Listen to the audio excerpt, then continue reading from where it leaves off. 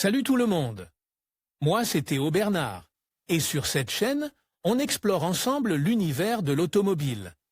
Du fonctionnement des systèmes aux bons réflexes pour entretenir votre voiture au quotidien. Chaque vidéo est pensée pour vous rendre la route plus simple, plus sûre et surtout moins coûteuse. Si ce genre de contenu vous parle, pensez à cliquer sur j'aime, à vous abonner et regarder la vidéo jusqu'au bout. Les infos les plus utiles sont souvent à la fin. Vous déjà demandé quel est le plus grand lac d'Espagne? Où se trouve le plus grand arbre? Où se trouve le plus grand parc naturel? Et le plus grand fleuve, la plus grande montagne ou la plus grande falaise? L'été approche, et dans ce numéro de notre blog, nous rendons hommage à certains des paysages les plus grands et les plus spectaculaires de notre péninsule.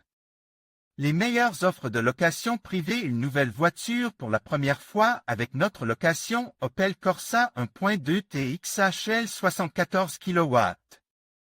GS à partir de 277 € au mois et TVA incluse. Plus d'infos. Kia Stonic 1.0 TGDI MEV Business à partir de 306 € au mois et TTC. Plus d'infos.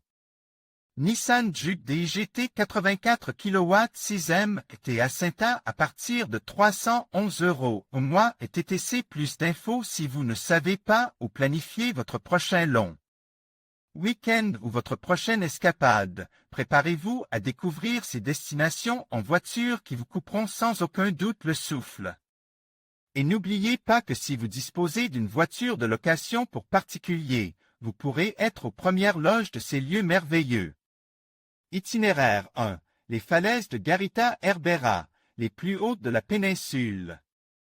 Index des postes. La Galice est une province qui laisse pantois le voyageur le plus expérimenté. En arrivant à Garita Herbera, Vixia Herbera, vous aurez sous les yeux les plus hautes falaises de toute la péninsule et de l'Europe continentale. Il s'agit d'une falaise de 613 mètres dont la formation remonte à 490 millions d'années, à l'époque connue sous le nom de Cambrien supérieur. Les falaises de Garita Herbera se trouvent plus au nord, à Punta Estaca de Bar. Pour s'y rendre en voiture, il faut partir de Cedera et prendre la route d'Épée, 2205. Rouler environ 15 km pendant environ 20 minutes. Au carrefour entre San Andrés de Texido et Carino, prenez la route de Carino. Après 3 km, vous trouverez le magnifique mirador de la Guérite. L'origine de ces impressionnantes falaises a donné lieu à de nombreuses légendes. L'une des plus célèbres raconte que saint André, jaloux du nombre de pèlerins qui se rendaient à Saint-Jacques-de-Compostelle, se plaignit à Dieu et à Saint-Pierre, qui passaient par là. En réponse à ses lamentations, le Tout-Puissant lui promit que désormais tous les mortels visiteraient son sanctuaire. D'où l'expression « à San Andrés de Texido », ve de morto au que non foi de vivo, qui signifie que si tu n'y vas pas vivant, tu y iras mort.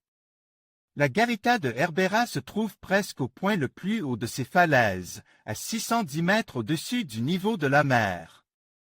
Il est également intéressant de noter que les roches que nous voyons ont parcouru de nombreux kilomètres depuis le fond de la terre jusqu'à la surface, dans un affleurement qui a mis plusieurs millions d'années à émerger. La Galice abrite également l'arbre le plus haut d'Espagne. Il s'agit d'un eucalyptus de 68 mètres de haut situé sur les rives du Landro, à Vivero.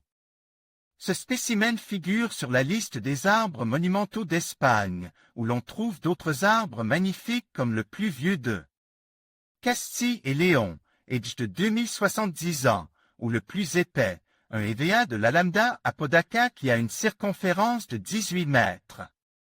Quand on parle de spectacle naturel en Espagne, on pense forcément à la cascade du Nervion. Située dans le monde de Santiago, une zone paradisiaque entre les provinces d'Araba, de Burgos et de Biscaya, c'est impressionnante.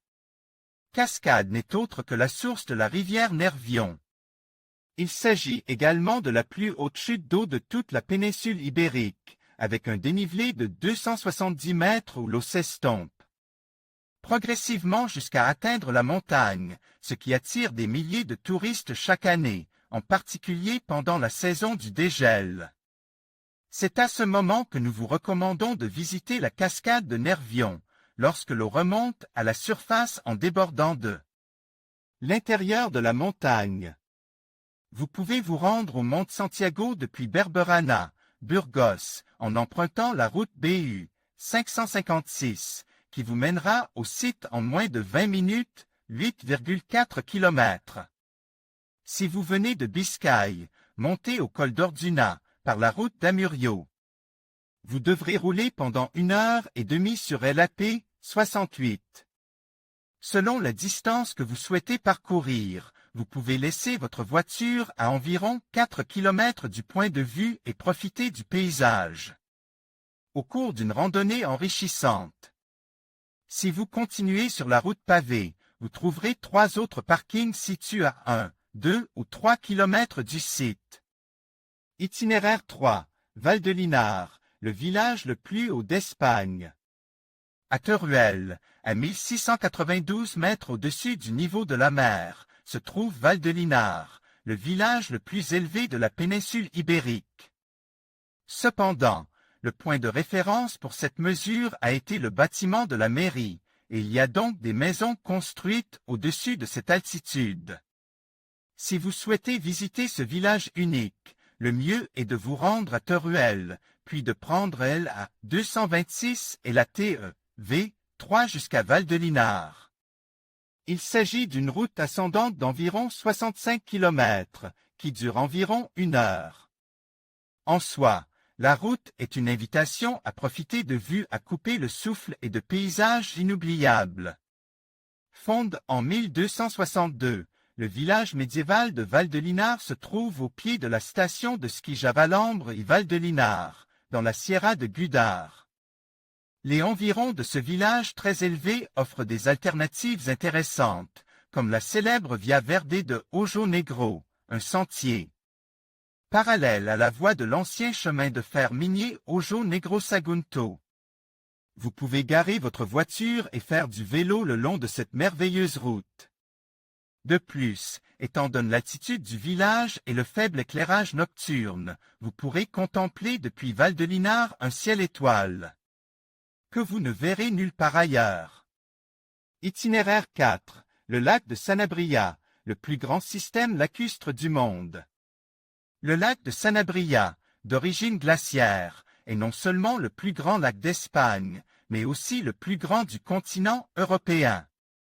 Il est situé au nord-ouest de la péninsule ibérique, dans la province de Zamora. Pour accéder à cet imposant plan d'eau depuis Pontevedra, il faut emprunter l'autoroute des Ria-Baja, à 52, et depuis Madrid, autoroute A6, ce qui permet d'arriver à la capitale en 3h30 environ. La superficie du lac de Sanabria est de 369 hectares, soit 1,5 km de large sur 3 km de long, avec une profondeur de 53 mètres. Il dispose de plusieurs plages de sable, d'herbe et de pierre, entourées de magnifiques chênaies, où l'on peut se baigner ou pêcher. Faire de la plongée, de la voile et de la planche à voile. En conclusion, voyager en voiture à travers les 4 grands itinéraires d'Espagne vous offre une expérience inoubliable, alliant paysages à couper le souffle et découvertes culturelles riches. Que vous choisissiez de parcourir les côtes ensoleillées, les montagnes majestueuses ou les charmants villages, chaque route vous réserve des surprises et des moments mémorables. Alors, préparez vos valises, mettez le contact et partez à l'aventure pour explorer la beauté et la diversité de ce pays fascinant. Bon voyage!